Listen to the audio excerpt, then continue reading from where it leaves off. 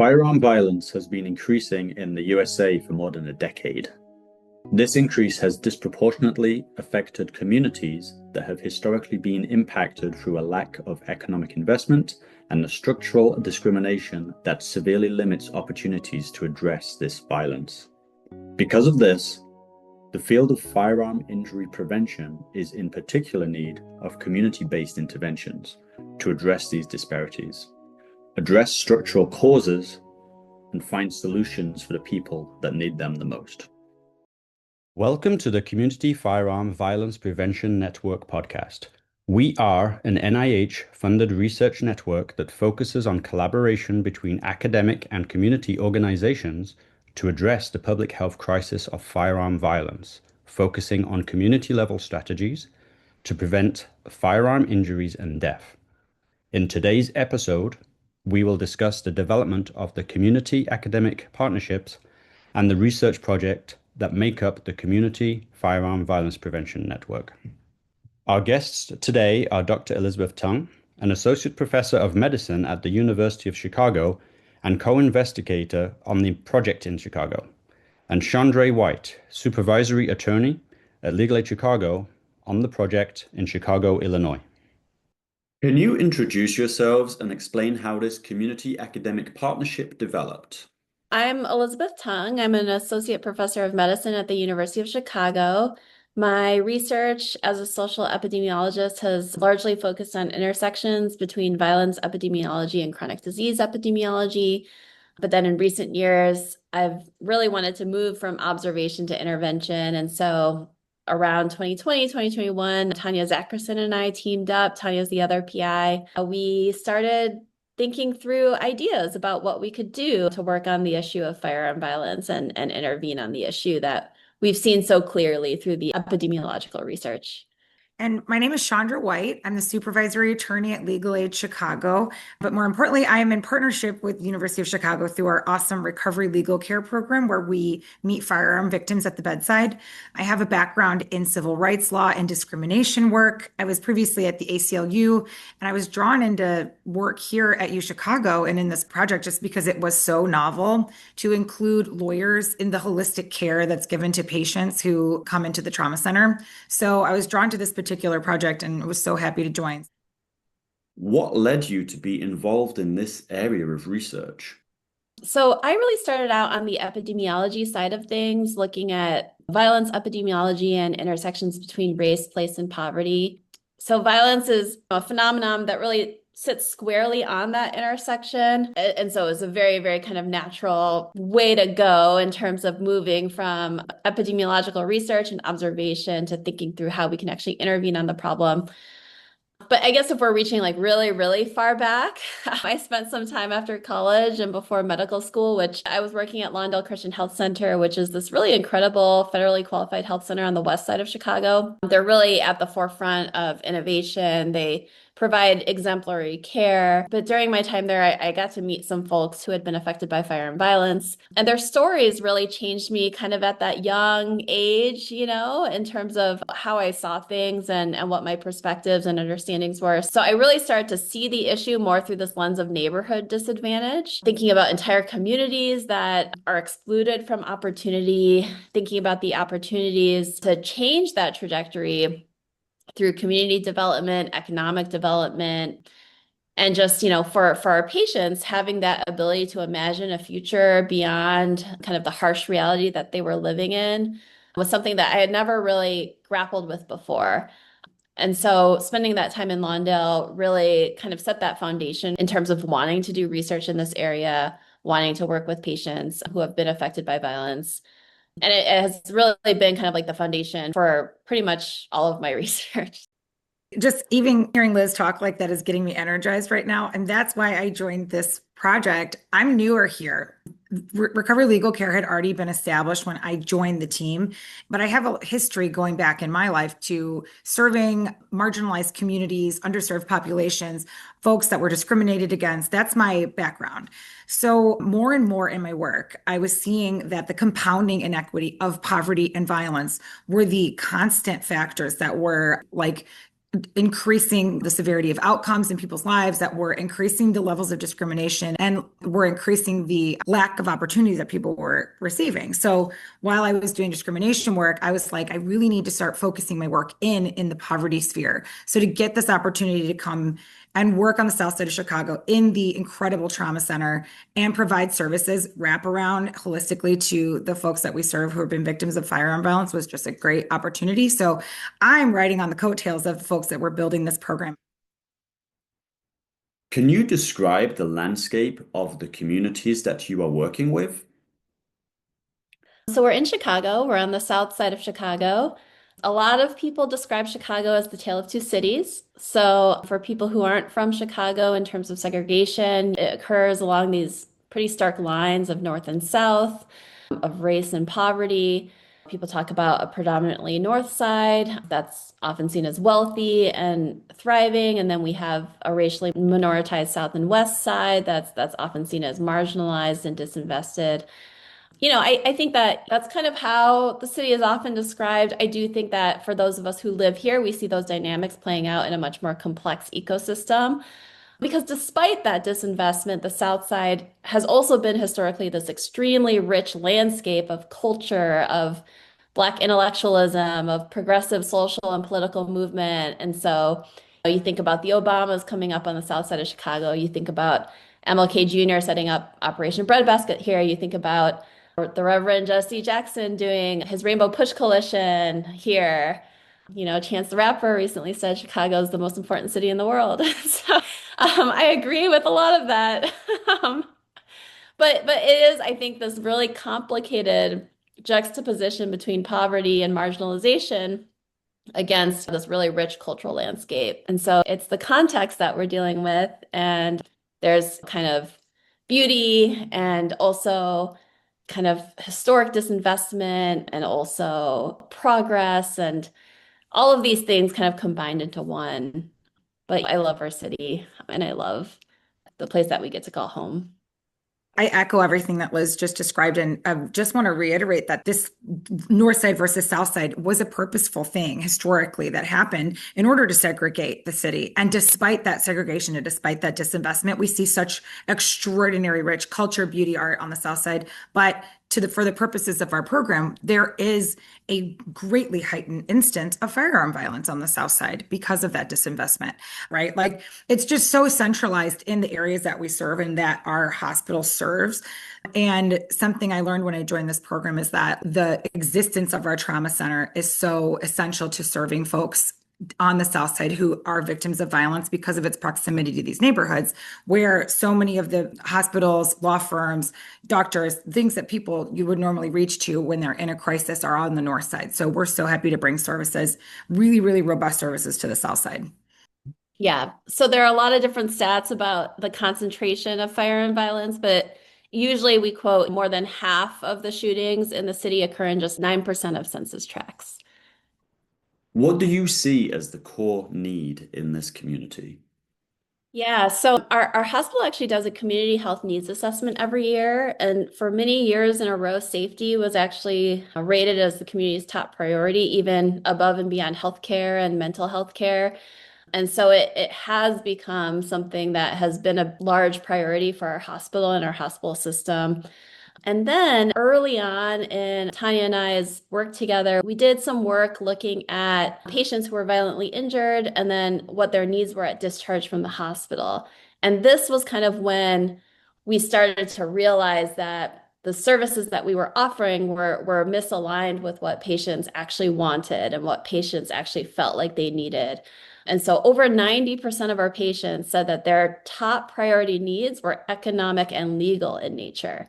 We were expecting them to say, oh, we need mental health care because there's such extensive trauma from the firearm violence. We expected folks to say, oh, we need access to better rehabilitation or health care, or primary care, but no, they said they needed economic and legal support. And that was overwhelming to us, which is essentially what led us to reach out to some of our friends over at the law school. And initially we were thinking, okay, maybe we can start a legal clinic with medical students and law students. And the law school essentially said, there's no way that the law school or law students can handle the kind of volume that you would have for the needs that the patients at the trauma center have. And so you have to talk to Legal Aid Chicago because they're the largest group of attorneys in Cook County that can do poverty law and do advocacy for all of these civil legal needs that patients are saying that they need help with.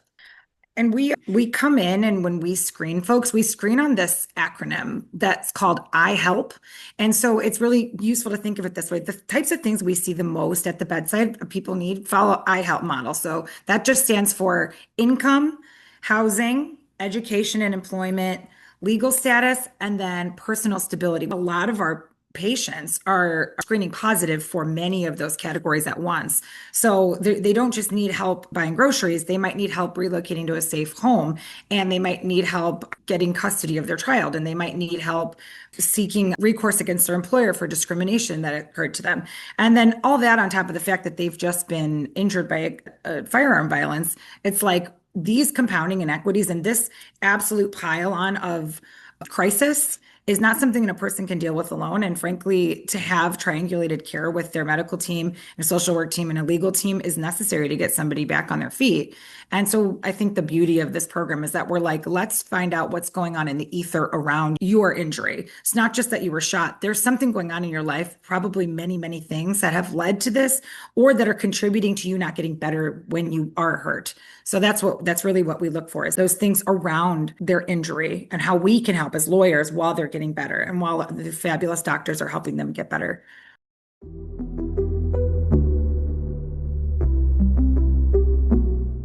We've learned how the partnership developed, as well as gaining some insight into the community that they work with every day.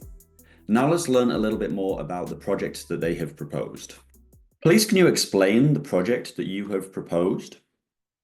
So recovery legal care was something that the University of Chicago Trauma Center and Legal Aid Chicago developed in response to that palpable need from patients for economic and legal support.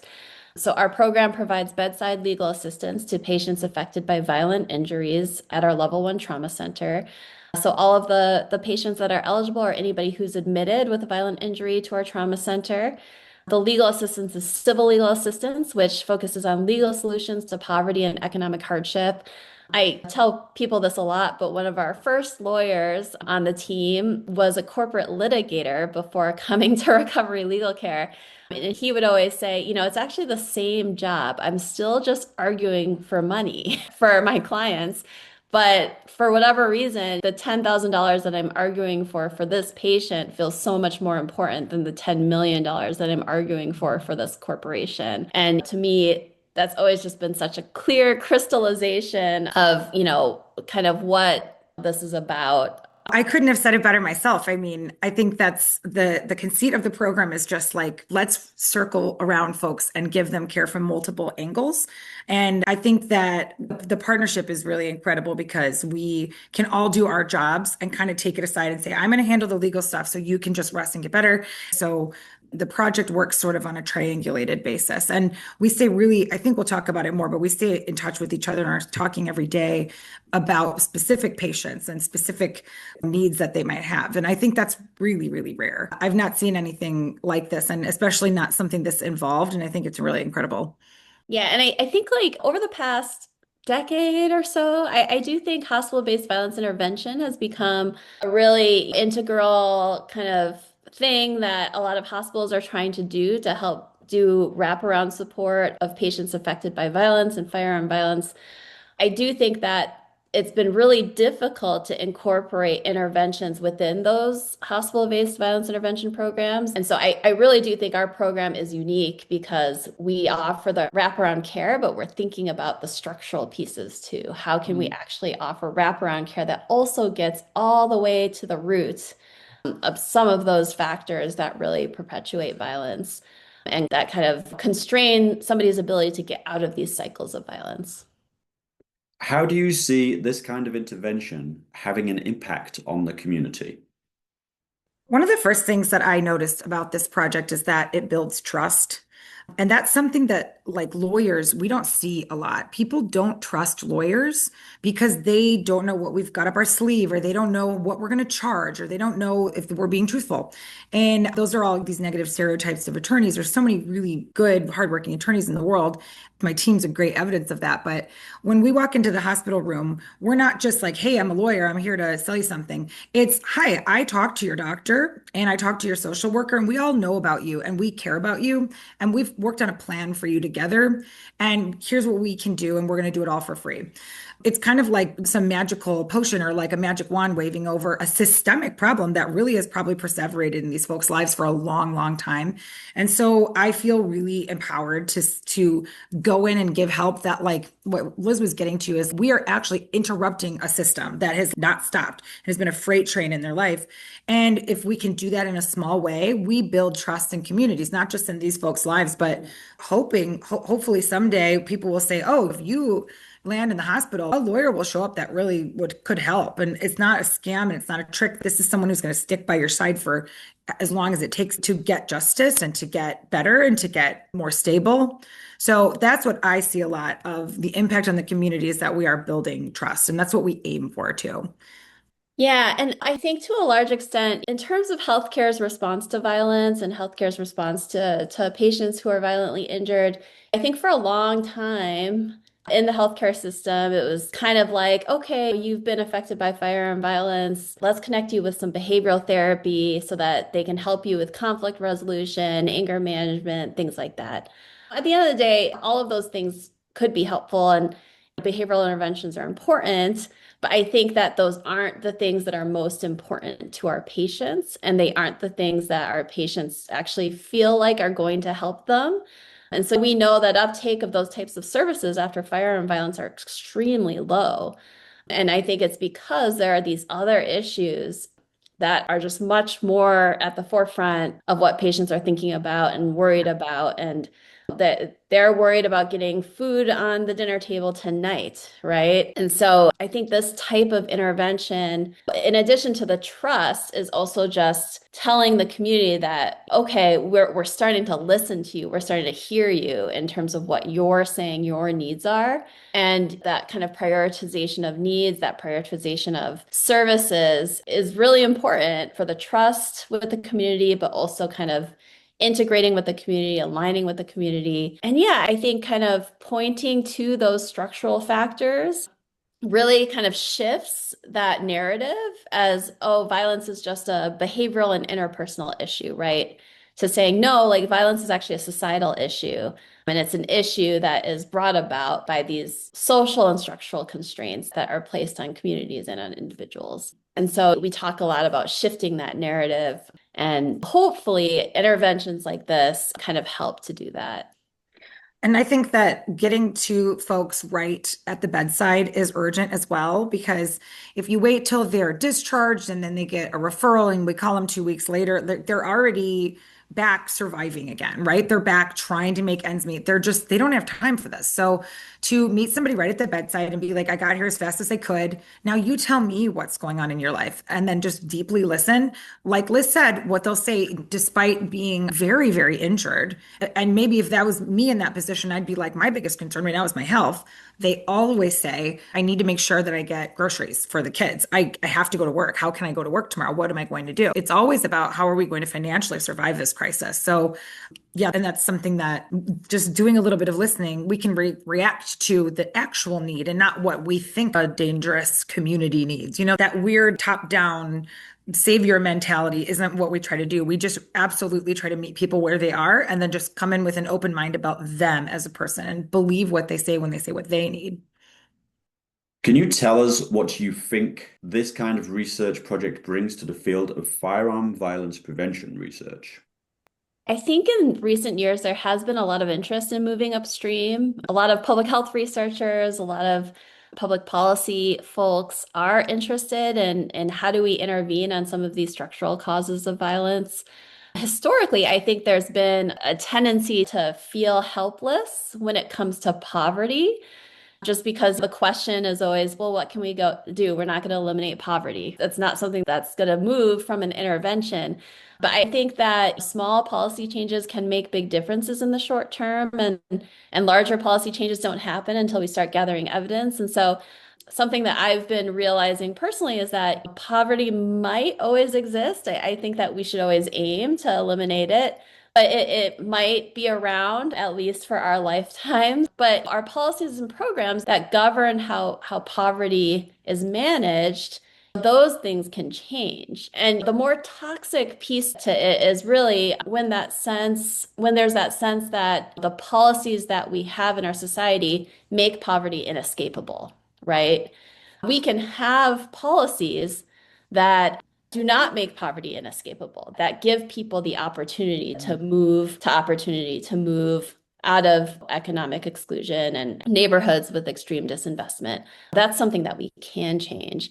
And so I think that there is a lot of interest in these structural factors and structural determinants of health and root causes. There's been a lot of feelings of helplessness in the past, but I think that's starting to change and something that I'm excited about. Yeah, and I was just so pleased to see your article that was recently published. The research team just put out this great article publishing some of the first couple years of our early data of this project. And so like not only can small changes move the needle in a legislative and a policy sense, small changes move the needle in people's lives. That analogy about the $10,000 versus $10 million is so relevant here because if we get a patient that we can help get $5,000 in their pocket from government entitlements or from a crime victims compensation, and then they get back on their feet, that might seem small, but looking at that article and seeing like over a few years of doing this, a very small group of people was able to secure millions of dollars for the same community. And that's what's exciting about this. We're seeing people that come to that hospital and we're seeing millions of dollars in results, little by little by little, investing that back into the community, investing care, time, interest back into the community. And numbers show that. How is being in a network supporting the work that you do? I think the network has been a really great opportunity to meet other researchers doing similar work. It's also been a very interesting experience because we're all doing similar work, but we're doing it in very different contexts. And so you actually do get kind of this cross collaboration with folks from the north, with folks from the south, with folks on the East Coast. It's really interesting to see that because we do have different approaches, we do have different challenges. I'll say on the flip side of that, it's also really great to kind of see how there is this common thread despite the differences and ways that we do really identify with each other. But at the end of the day, it's been a very diverse working group showing kind of the diversity of our country when it comes to firearm violence and having all of these different perspectives come to the table. It's been unique, it's been challenging and great.